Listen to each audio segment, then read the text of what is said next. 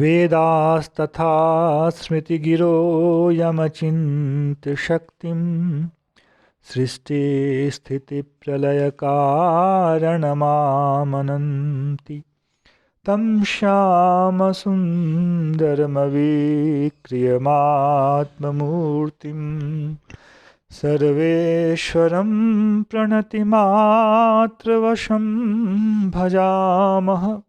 अज्ञाननिरधिरुपैति यया विशोषं भक्तिः परापि भजते परिपोषमुच्चैः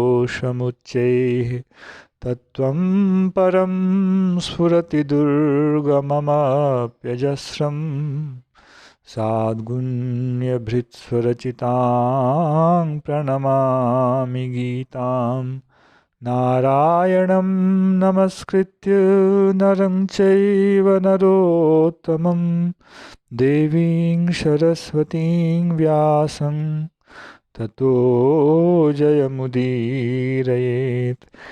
हरे कृष्ण कृष्ण कृष्ण हरे हरे, हरे राम राम राम हरे हरे। गीता मंजरी का यह 162वां अंक है। हम लोगों ने पिछले 2-3 अंकों में सांख्य से संबंधित कुछ विचारों को सुना। प्रकृति, गुण, कर्तापन, गुण के कर्म, कर्तापन का अभाव, निष्कामता, ये सब कुछ आवश्यक तत्व हैं योग के लिए। अब भगवान कह रहे हैं 2:31 में, ये मे मतमिदं नित्यमनुतिष्ठन्ति मानवाः श्रद्धावन्तो न शूयन्तो मुच्यन्ते तेऽपि कर्मभिः। जो कोई मनुष्य मम इदं मतम नित्यमनुतिष्ठन्ति, ये मानवाः, जो भी मनुष्य हो, वे मेरे इस, जो भी का मतलब यहाँ शास्त्र के द्वारा अधिकृत की बात हो रही है। सभी मनुष्यों का शास्त्र के हर अंग में समान अधिकार नहीं है। यह भगवान आगे चलकर अभी 2:35 में ही कहने वाले हैं। आजकल यह बहुत जोरदार विषय चलता है कि सबका सब चीज़ में अधिकार है। यह शास्त्रीय मान्यता नहीं है, लौकिक मान्यता है। मानव मतलब शास्त्रीय अधिकार में अवस्थित व्यक्ति जो इस मत का अनुचरण करता है, अथवा लौकिक कर्म में भी इस दशा के अनुसार कर्म करने में हर कोई समर्थ हो सकता है, वैसा जो हो जाए। शास्त्रीय में अधिकार के हिसाब से, मर्यादा के हिसाब से, लौकिक में सबका अधिकार है। जो इस मत का अनुसरण करते हैं, नित्यम अनुतिष्ठन्ति, आचरण करते हैं, कैसे? श्रद्धावन्तः, उनको श्रद्धावान होना पड़ेगा। आत्मा को देखा नहीं, गुणों को देखा नहीं, कैसे हम विश्वास करें, कैसे करें, कहें कि गुण गुण में वर्त रहें, मैं देह को अपना क्यों नहीं मानूं, मैं ही तो यह देह हूँ। इस प्रकार की दुर्भावनाओं से रहित होकर शास्त्र के द्वारा प्रतिपादित, इसलिए सांख्य कहा गया। संख्या मतलब शास्त्र, उपनिषद शास्त्र, उसके द्वारा जो प्रतिपादित तत्व है सांख्य, उसके प्रति जिसकी श्रद्धा है वही अध्यात्म का अनुचर बन सकता है, अनुध्यात्म के मार्ग पर चल सकता है। जो सोचता है कि सब कुछ पहले ही मुझे दिख जाए, प्रकृति के नियंत्रण करता ईश्वर है, क्यों नहीं दिखते हैं, नहीं दिखते हैं तो नहीं है, मैं गुणों को नहीं मानता, इस देह का स्वामी कोई देही है जो कर्म फल का भोगता है, नहीं दिखता, नहीं मानता मैं इसलिए। इस प्रकार की दुर्भावना से रहित जो हैं वे श्रद्धावान हैं और भगवान के वचन में कोई दोष नहीं देखने वाले होंगे। जो श्रद्धावान नहीं होंगे वे फिर इसमें दोष देखेंगे। ईश्वर कौन, प्रकृति क्या, गुण क्या, गुण कर्म क्या, जीवात्मा क्या, कर्म फल क्या, खाओ पियो मौज करो, जब तक यह देह है, देह इसी के लिए मिला है। क्या जरूरत है शास्त्रों को मानने की? इस प्रकार की दुर्बुद्धि वाले ही व्यक्ति क्या कहलाएंगे? असूया करने वाले। असूया कहते हैं गुण में भी दोष का दर्शन करना, यह असूया कहलाता है। जो इस प्रकार की क्रिया को करता है उसको यहाँ भगवान ने कहा है असूयंतः। जो ऐसा नहीं करता है वह अनुसूयंतः। यह बहुत ही महत्वपूर्ण विषय है जिसमें अनेक सद्गुण हैं। सद्गुण ही सद्गुण है। इसमें किसी भी प्रकार के दोष की उद्भावना ना कर। दोष क्या करेगा? वह तो उसके गुणों के कारण ही तो दोष देखेगा। वही जानता ही नहीं कि उसका दोष देखना भी गुण का ही कार्य है, तमोगुण का ही कार्य है। तो इस मत में किसी भी प्रकार की असूया ना करते हुए, असूया रहित होकर, दोष दर्शन से रहित होकर, और जैसा कहा गया है इसमें श्रद्धालु होकर। श्रद्धा का विषय वही होता है जो हमारी बुद्धि से अतीत होता है। वह कालिक हो, दैशिक हो, तात्विक हो, कुछ न कुछ उसमें ऐसा भाग होता है जिसको हमारी बुद्धि ग्रहण नहीं कर सकती है साक्षात। तभी वहाँ श्रद्धा का विषय होता है। जिसको बुद्धि ने साक्षात ग्रहण कर लिया वहाँ श्रद्धा का विषय नहीं होता। यह सांप है, यह श्रद्धा का विषय नहीं होता है। किंतु आज नाग पंचमी है, सांप को प्रणाम करना चाहिए, यह जो भाव है एक, यह जल है, यह श्रद्धा का विषय नहीं है। पर यह गंगा जल है, इसको सर से लगाना चाहिए, यह पुण्य कर्म है, यह श्रद्धा का विषय बन जाता है।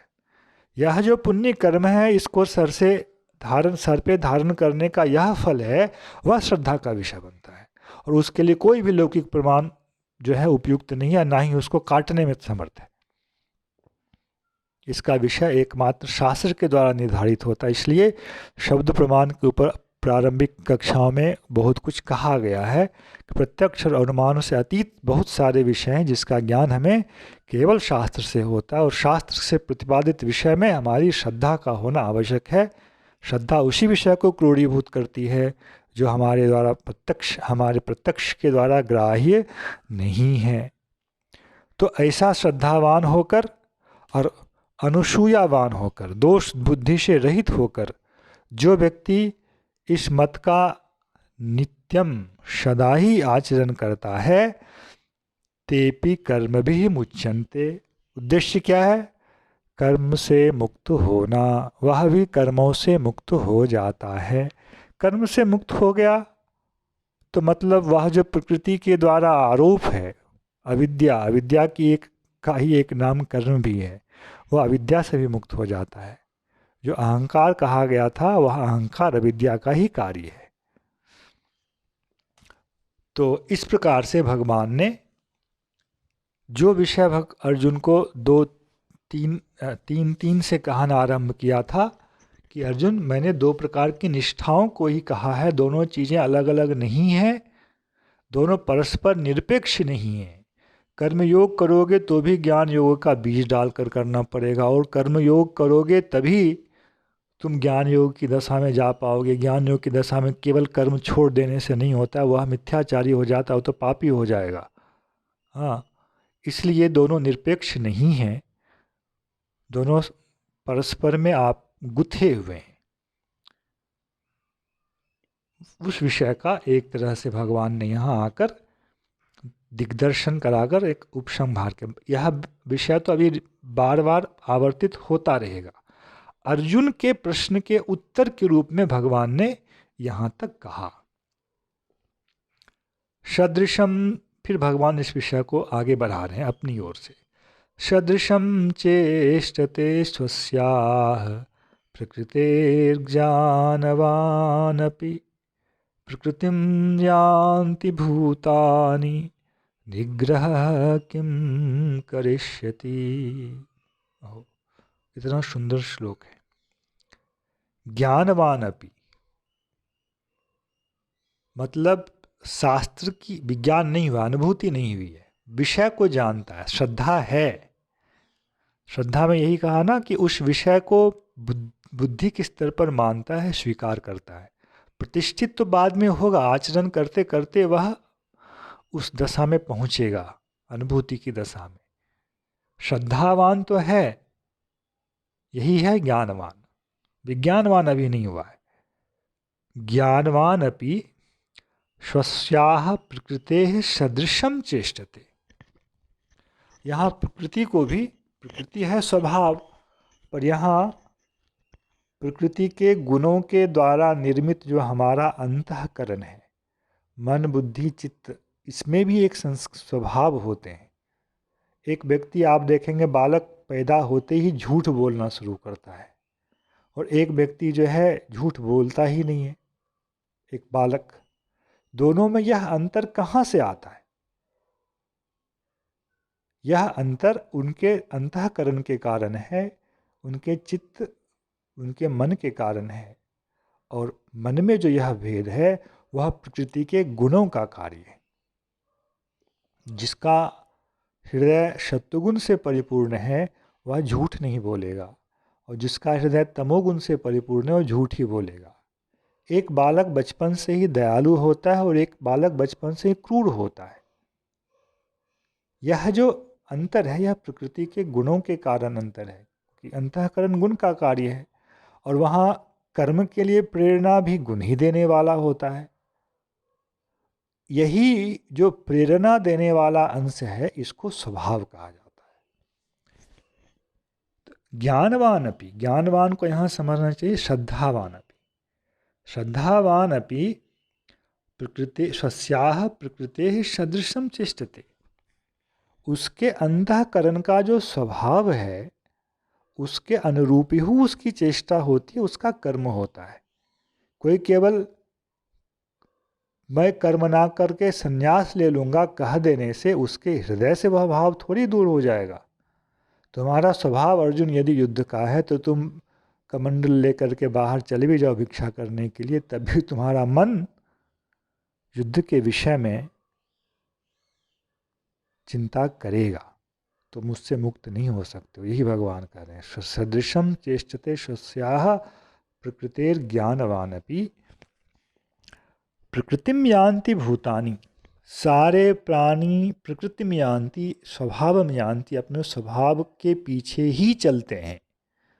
प्रकृतिम यान्ति भूतानि निग्रह किम करिष्यति।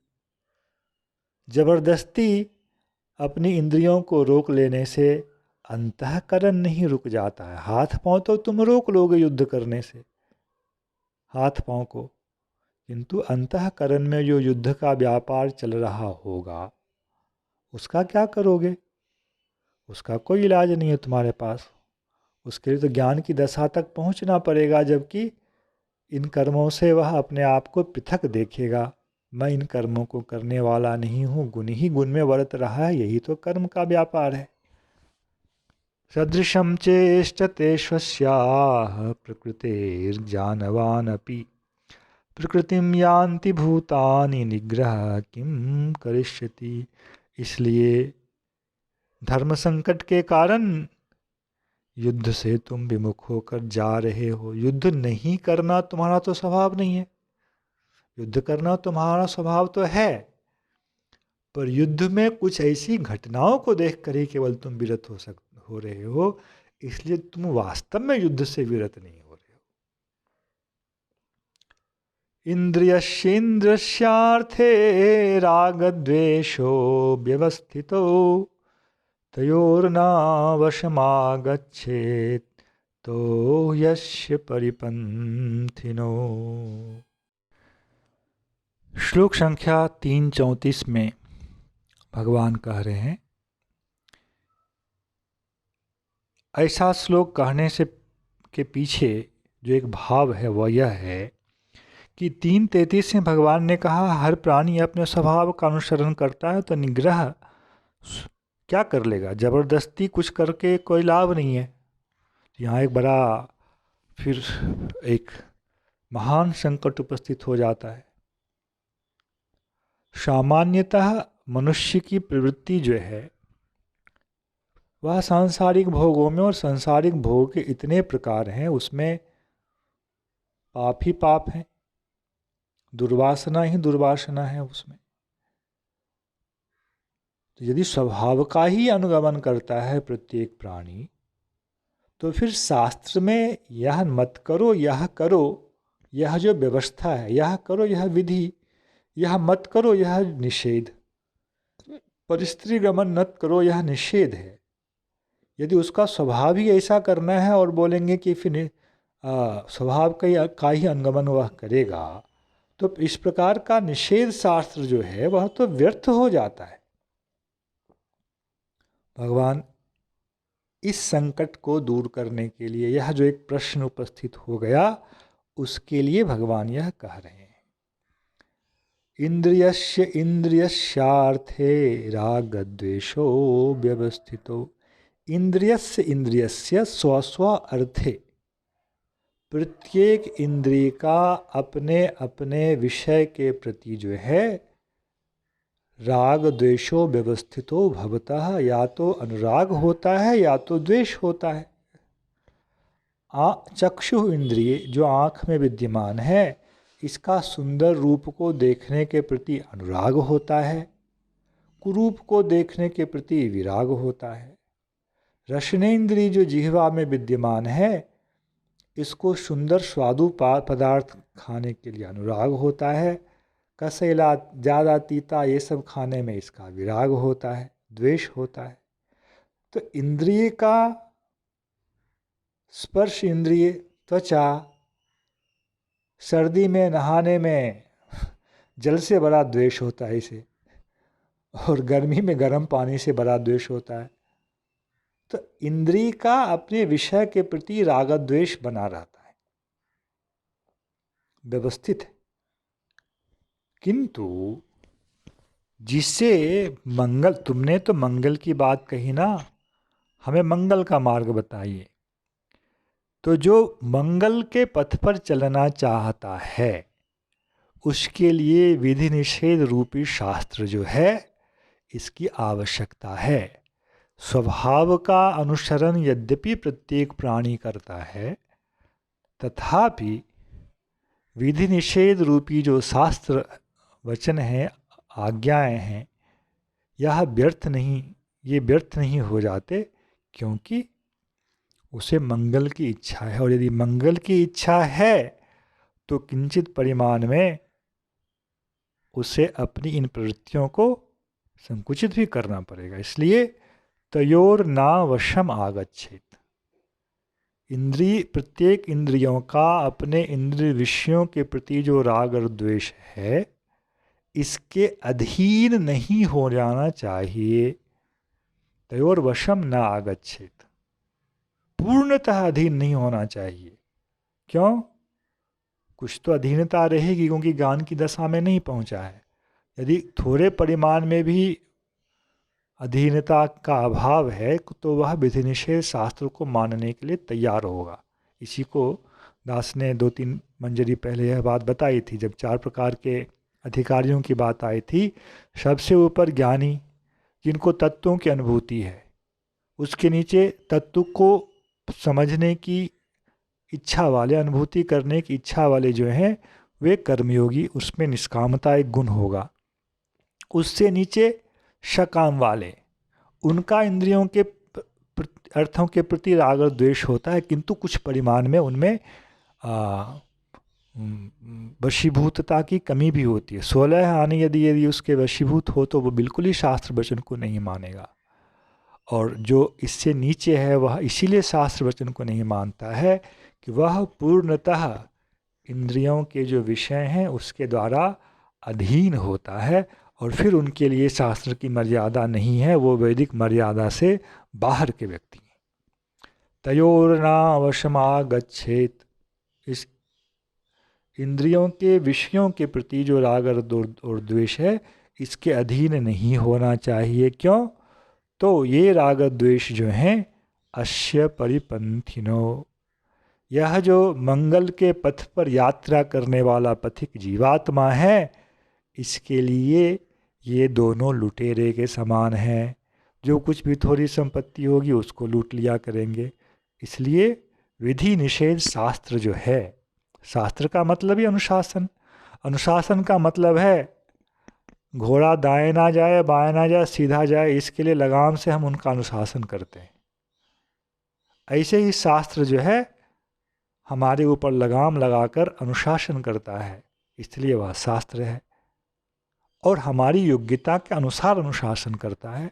जो सर्वथा ही अनुशासनहीन है, फिर उनके लिए शास्त्र नहीं है, उनको तो बस नीचे जाना ही है, उनका मंगल नहीं हो सकता। वो मंगल के पथ पर चलने वाले नहीं हैं, वे केवल भोग में अंधकार के पथ पर चलने वाले हैं। जय श्री कृष्ण। हरे कृष्ण कृष्ण कृष्ण हरे हरे, हरे राम राम राम हरे हरे।